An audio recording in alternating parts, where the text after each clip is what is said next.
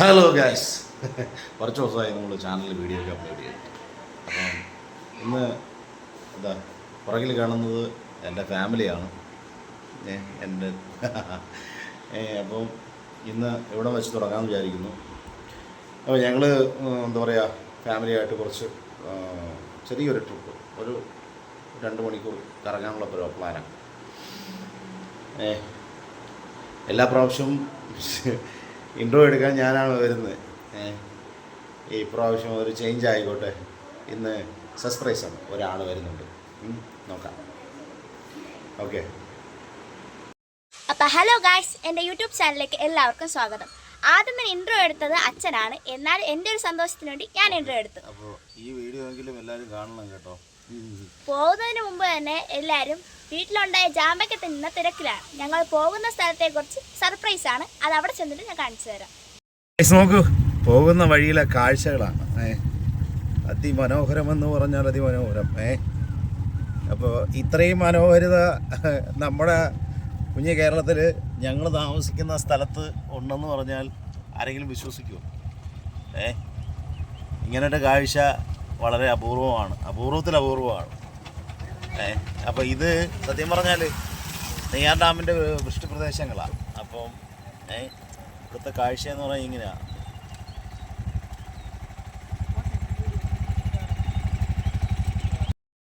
Hello guys, ഇതാണ് യൂട്യൂബിൽ തന്നെ വൈറലായ പാലം, കുമ്പിച്ചക്കടവ്. അപ്പോൾ ഇവിടുത്തെ കാഴ്ചകളൊക്കെ ഇങ്ങനെയൊക്കെയാണ്. ഇതാണ്, ഇങ്ങനത്തെ ഒരു കാഴ്ചയാണ് ഇവിടെ ഉള്ളത്. ഈ ട്രോൾ കാട്ടാക്കടയിലെ പേജിലൊക്കെ അവരെടുത്തത് നല്ല നീളമുണ്ട്. സംഭവം വന്നപ്പോൾ അത്രയ്ക്ക് നീളമല്ല, പക്ഷെ നീളമുണ്ട്. എത്ര ദൂരം കഴിഞ്ഞിട്ട് പോകാൻ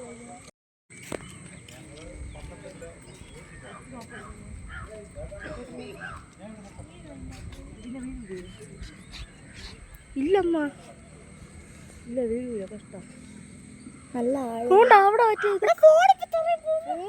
പള്ളിയൊക്കെ ഉണ്ടമ്മ.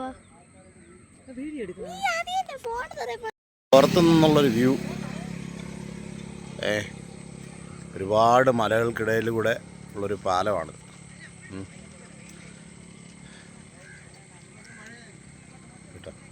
പക്ഷെ ഈ പാലം വന്നതിന് ശേഷം സത്യം പറഞ്ഞാൽ ഈ ഒത്തിരി ആൾക്കാർക്ക്, ഈ പ്രദേശത്ത് താമസിക്കുന്ന ഒത്തിരി ആൾക്കാർക്ക് ഇതുകൊണ്ട് ഒരുപാട് ഉപകാരം ഉണ്ടായിട്ടുണ്ട്.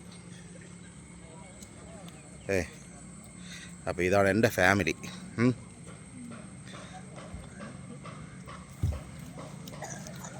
എൻ്റെ പെണ്ണുമ്പിള്ളേ, ഒന്ന് തിരിഞ്ഞു നോക്കൂ, ചിരിക്കരുത്.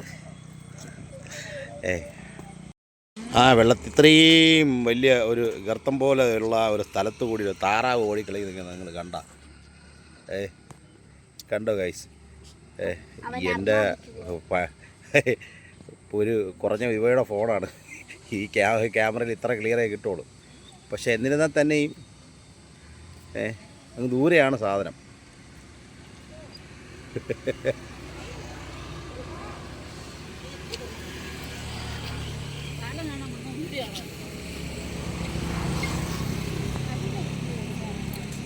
ഒത്തിരി ആൾക്കാർ വരുന്നുണ്ട് കേട്ടോ ഇവിടെ.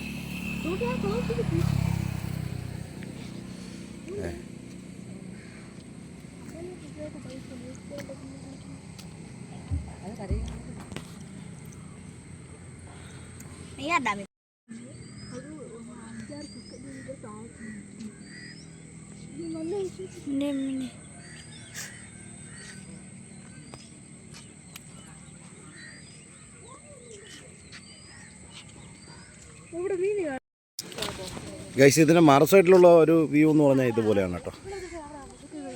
ഇങ്ങനെയാണെന്ന് മറുസൈഡിലെ വ്യൂ. ഇതങ്ങ് ഒരു എന്താ പറയുക, ആ കാണുന്നൊരു കണ്ടൽ കാടാണ്. അങ്ങനെ കിടക്കുക. ശരിക്കും പറഞ്ഞാൽ വെള്ളം കയറുമ്പോൾ ഇതൊക്കെ ഏറെക്കുറെ അങ്ങ് മൂടും. അപ്പോൾ അതുപോലെ വേനൽക്കാലം ആയതുകൊണ്ട് വെള്ളമൊക്കെ വറ്റി അങ്ങനെ കിടക്കുക.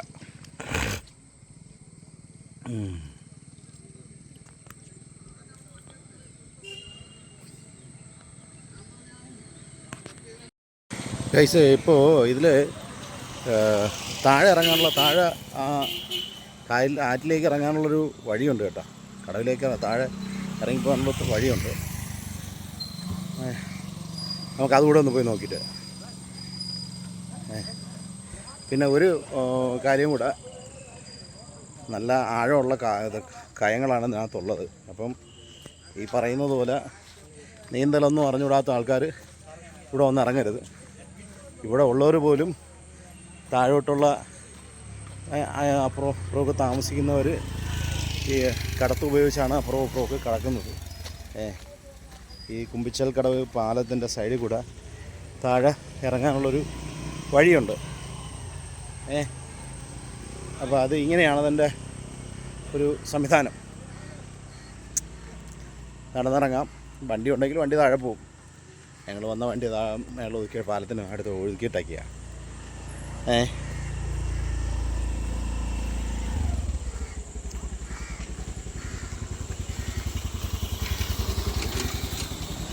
പാലത്തിന് താഴെയുള്ള സെറ്റപ്പാണ് ഇത്. ഇങ്ങനെയാണ്. ഒരു 4 അതെ 5 പില്ലർ എടുക്കുന്നുണ്ട് കേട്ടോ ഈ ഇതിന്. അപ്പോൾ അത്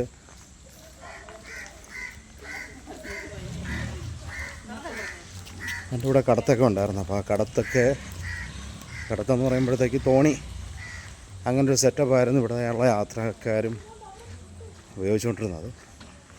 ഇപ്പോൾ പാലം വന്നതിന് ശേഷം ഈ പ്രദേശവാസികൾക്കൊക്കെ ഒരു വലിയൊരു ആശ്രയമാണ്.